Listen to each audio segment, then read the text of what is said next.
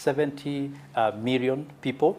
But I think if you compare high-income countries and low-income countries where we are in Kenya, we think that our numbers are 3 times more. So when I'm talking about 20 per 1,000 population in Kenya, if you go to a high-income country, so like Great Britain, for example, you'll find that the prevalence is allowed 4.5, all 5 per 1,000 people. So you can see then in that case that our prevalence is 3 or 4 times greater, and that is related to so many reasons, including some risk factors that usually increase the risk for epilepsy.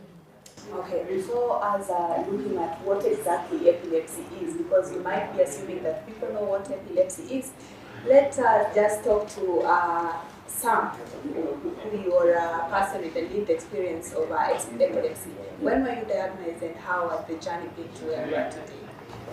It's been 30 years, so 1992, if I'm not wrong. So you were diagnosed when you were how old? I was just about to do my standard 8. So how old is someone in the Around 13, 14 years? Yeah, around there, yeah. Then how has it been, maybe comparing then and now? How is it? Has the stigma reduced? Did you face stigma or?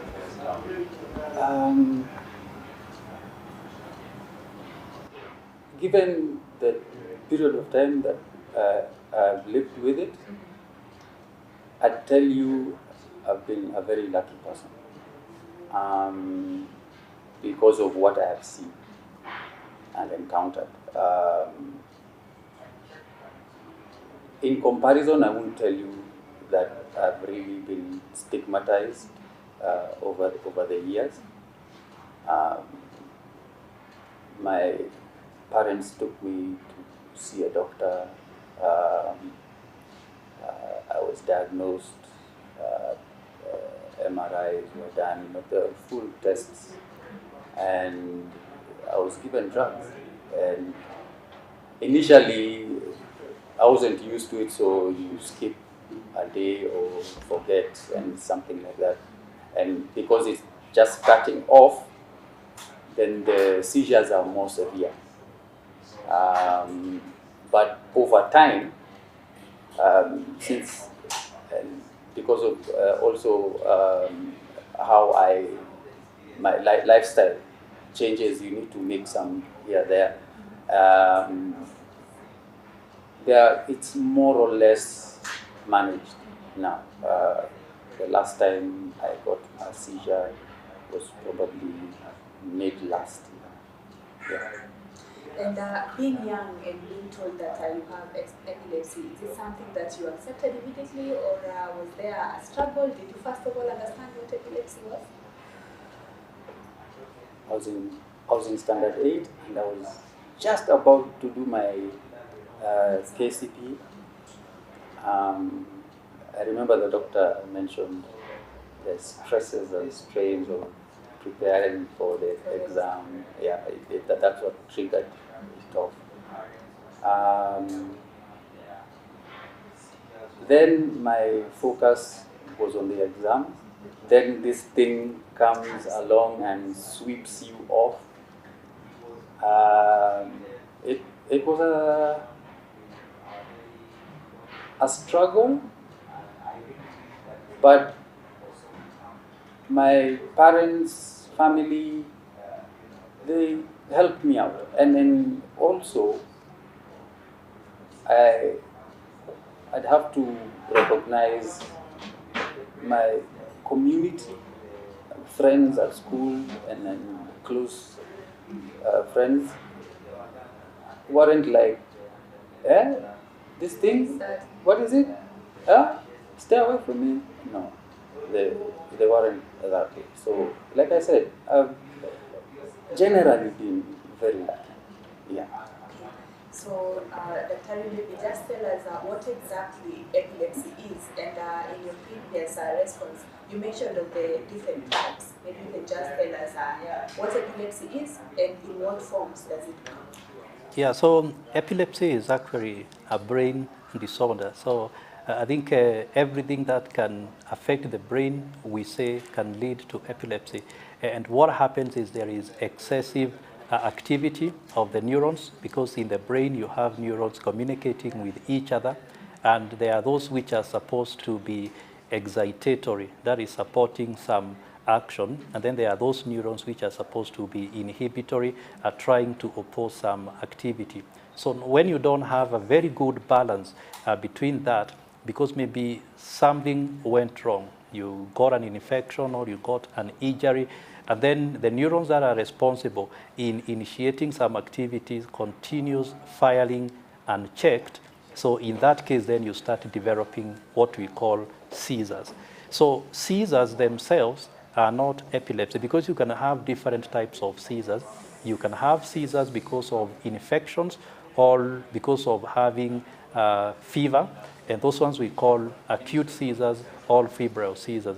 But you can also have other seizures which do not meet the threshold for epilepsy. So they are not caused by fever, but because you've not experienced them in more than 2 in number, and they are not 24 hours apart, then you either call them single unprovoked seizure. And in that case, that's not epilepsy. So it is until when you have seizures that are not related to any immediate underlying condition as at that particular time, happening 24 hours apart, 2 of them, then in that case you'll be said to be having epilepsy. So in some instances, even if you get the other types of seizures in the wrong run, so they might increase the risk for developing the subsequent unprovoked seizures, then you have epilepsy. So they usually have different way of manifestation, and this mostly depends on the area of the brain which is affected. So there is commonly the seizures that we call the focal seizures, especially the ones that come from the temporal lobe side here. So they tend to manifest a lot with some sensations. So like somebody will have like hallucinations, you are seeing things which are not there, you might even be hearing voices. And we have so many people, when they are having the seizure, they start by saying that they are having an epigastric feeling. It is because of that particular part of the brain that is being affected. So if the part of the brain affected has to do with motor activity, for example, the hand, then you'll start seeing that hand convulsing. And sometimes it can start in one part of the brain and then spread to the other hemisphere, and then you have the entire brain affected, and that is what leads to the common types of epilepsies that we see. And that's the generalized tonic-clonic seizures, where you have somebody falling on the ground, and then they are thrusting their feet, they have lost their consciousness. Sometimes they will even have some foam coming out of the mouth, and then they will also be very tired immediately that event happens. So whenever we talk about epilepsy, it is the generalized tonic-clonic one that takes people to the ground. That majority of the people can be able to identify. So what they can't identify is the other manifestations, which I said can even be behavioral changes, and we've seen some of them actually being presented to the psychiatric clinics where they think that it is a mental health situation, but when they come or are referred for EEG, we are able to identify that there is actually some firing in the brain, and then a diagnosis for epilepsy. So Sam, you just mentioned that the last time you had a seizure was sometime last year. So what type of seizure do you experience, or what types of seizures are you experiencing? Mine is, I know it's from the side.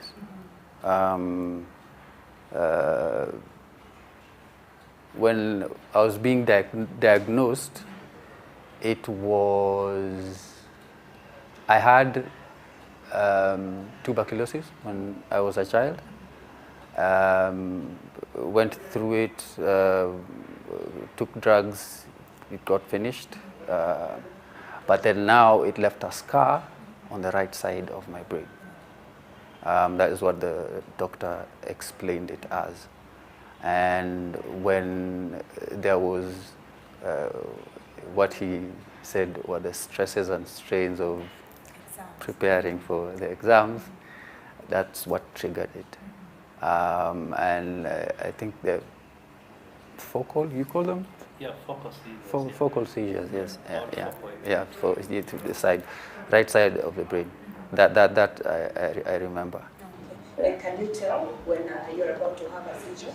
Sometimes, yes. Sometimes no. They call them auras. There's a feeling you get. It's you can't put it into words. It's it's coming, and I think that's the worst thing about it. There's nothing you can do. Sometimes you just get the aura, but you don't get the seizure. But yeah, it's like and sometimes the seizure just comes by itself. So it's not one thing will necessarily lead to the other, but it's like telling you I'm on my way. Okay. So what do you do when you experience such? When you're working, do you sit down? When you're doing an activity, do you stop doing that particular activity? Sometimes it's like really immediate. It's like you get the feeling and then it happens. So, and then it's not like you're fully aware. You know you're having it, but then now stopping and then thinking to yourself, okay, I need to sit down and stop moving around or something like that. That doesn't really occur to you at that moment. So it happens, it happens. Yeah. So you are a DJ and you are a writer. Yeah. Has that episode occurred to you maybe when you're in the middle of the work and you're surrounded by people? How was the experience like? Because you said it's 30 years. I want to understand that there has to be such an experience within the 30 years. There was one time I was going, it was an interview. I needed to do some writing for a client.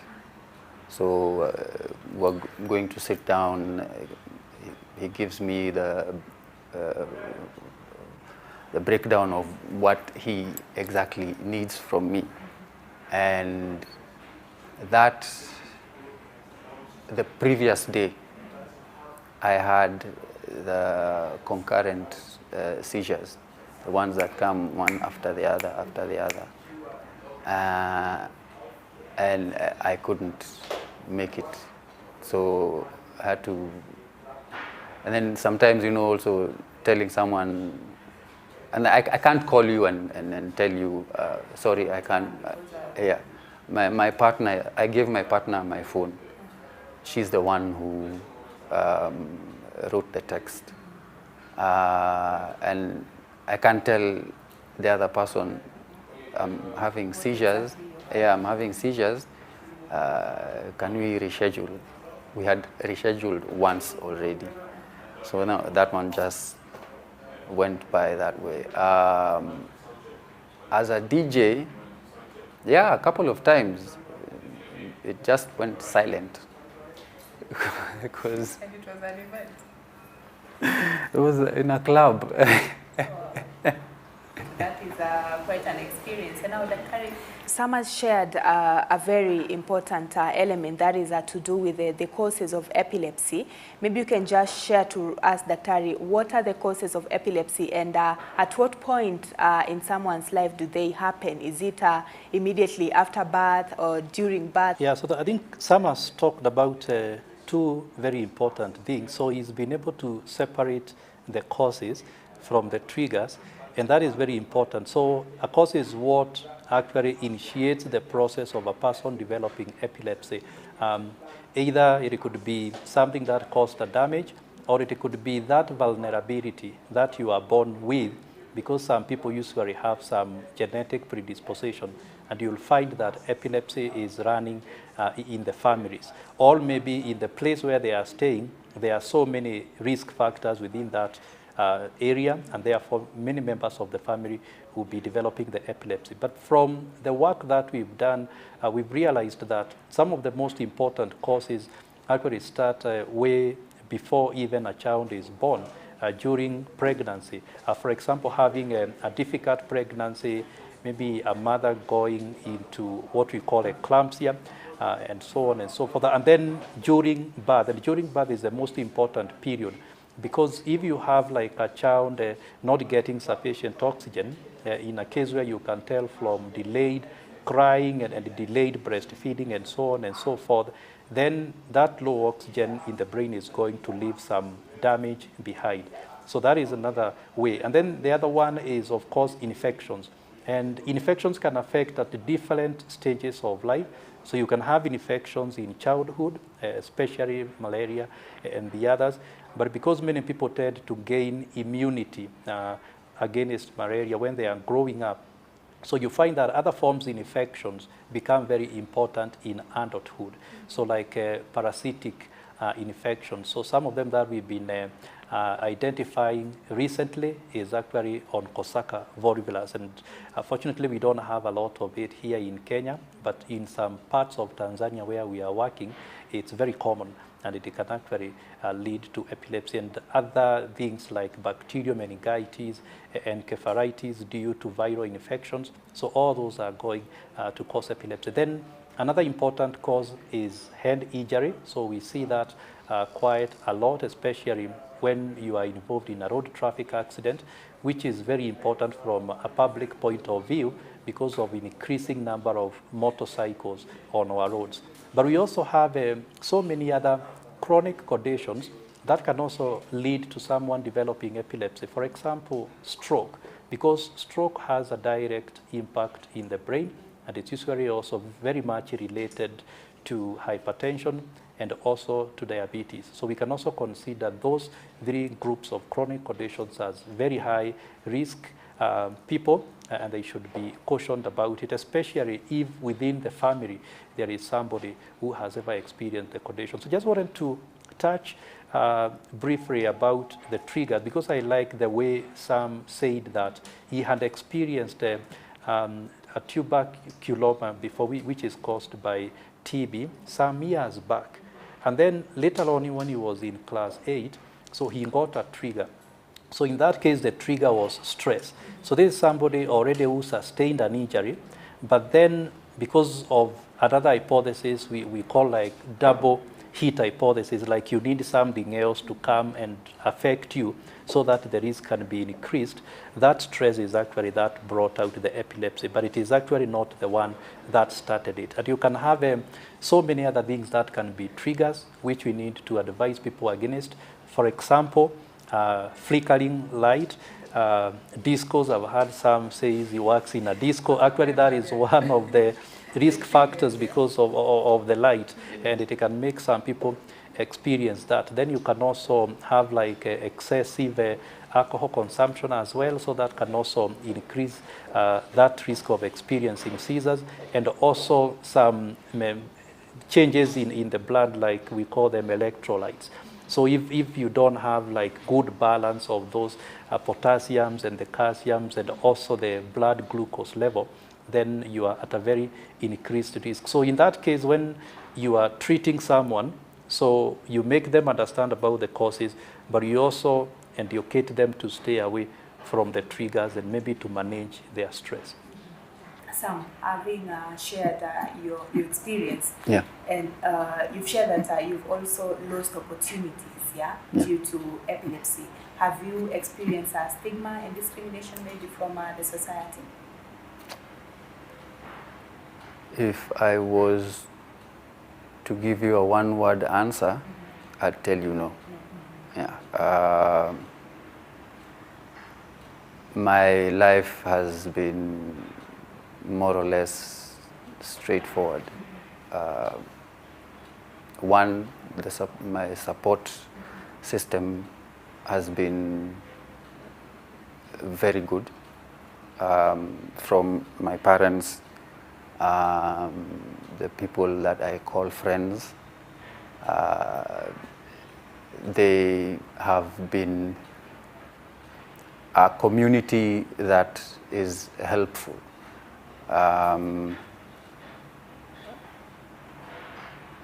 People maybe who don't know me personally, maybe question. But yeah, like I said, if I was to give you a one-word answer, stigma, no. Yeah. Okay. So Daktari, in terms of NECC creating awareness and even informing the public of what epilepsy is, I mean, Simon was diagnosed with epilepsy, that is 30 years back. How can you compare then and now in terms of stigmatizing people living with epilepsy and even discriminating them? Yeah, so I will actually start from the fact that every time we talk about stigma, so obviously putting labels on people, discriminating people living with epilepsy. So we always tend to look at it from the point of others, you know, stigmatizing or looking down on the person. But there are usually two other very important stigmas. So the one that you have other people placing labels on you and then also stigmatizing you is felt stigma because you feel it. But there is also another serious one that we want to unravel, and that is the self or enacted stigma. That is where you feel you are not worth because of the condition that you are living with, because of the fact that you've been diagnosed with epilepsy. And I think that's usually very, very difficult to handle. So when you are doing interventions, you need to target the community, the society, which is actually perpetuating the felt stigma, but you really also need to focus on the individual to try to encourage them that they can actually live a normal life just like any other person. And I really quite like the positive attitude that Sam has. So he says for him, he's had a very supportive family and an environment, and the condition he has hasn't really deterred him much from doing his day-to-day activities. Then there is another important stigma we call institutional stigma. And institutional stigma, again, is also very difficult to break because it's in the places of work, you know, it's in organizations, and so on and so forth. So when you hear that people with epilepsy are being denied equal opportunities, you know, that they are not getting employment, it is because there is stigma in the institutions. So at the NECC, our aim is actually to be able to do interventions that are going to target all those three levels. So interaction with the patient, we also interact with the members of the society through the radio caravans. In terms of the patient themselves, we even have some of them as part of NEC as members, and they are also playing very active roles. And that one really helps other people living with epilepsy actually to accept their conditions. So we are also beginning recently to increase now our reach to the institutions, so focusing on schools, primary schools, because I know that's where there is very rampant stigma, because there is also, those people are young and then they are not quite very knowledgeable, and also in institutions like prisons. So we are quite very keen about that. So what we do to address the issue of awareness is we go to the community. So we just do what we call sensitization programs. So where we speak to the persons directly and to the members of the society directly. But we are also very keen on training, because when you train people, what we realized is even healthcare workers also have some negative attitudes towards people with epilepsy, and unless you train them, not only in dispelling the beliefs that they have, but also on understanding the conditions better, I think they are going to start now looking at them positively and making them feel much more welcome in the settings where they are. And again, also in involving the government, I usually like touching on them, because you realize that they have not given epilepsy as serious attention as they have done to many other infectious conditions. Yet those infectious conditions, including even HIV and malaria and TB, which they give a lot of emphasis, are the ones that usually lead to the condition. So we need to create awareness there as well, because that awareness is what is going to lead to increased investment in epilepsy care. Maybe even probably reducing the numbers of new epilepsy diagnoses. Yes, absolutely. So to reduce the number of new cases of epilepsy, so we need to target more about translation of evidence into practice, because there is usually some gap there. So you know very well, if I have an intervention to control malaria, then it's going to prevent development of epilepsy. But what do we usually do? So I think at the moment we only focus on managing people when they have the acute infection of malaria, but then we don't have interventions which are preventative. All right, so Sam, as we mark International Epilepsy Day, what are your last words, or what would you want the public to know about epilepsy? Awareness to me is an ongoing thing. It's not that I'll come to you today and tell you about epilepsy, and then we'll wait another year and then do it again. If it's a continuous thing, that every chance you get, you mention, even if it's, by the way, did you know epilepsy is a manageable condition? Or there's ways in which you can change your lifestyle to reduce how probably you might develop epilepsy. Here, one word here, one word there, but then it's continual. I think that's the most important thing for me. Previously, I used to tell myself, I don't really think about me having epilepsy. This is one of those things. It comes to mind when I have to go and get my drugs, and when I get a seizure. That's it. The other times, it's not there. But it has to be, because that's the only way I can also let someone else know. I'm not going to be in your face, but just let you know, but epilepsy is manageable. And I think if it's continual that way, then it's how the feedback will be better, because more people then will get to know about it and then do something. And it's not an event. I hope you get my meaning.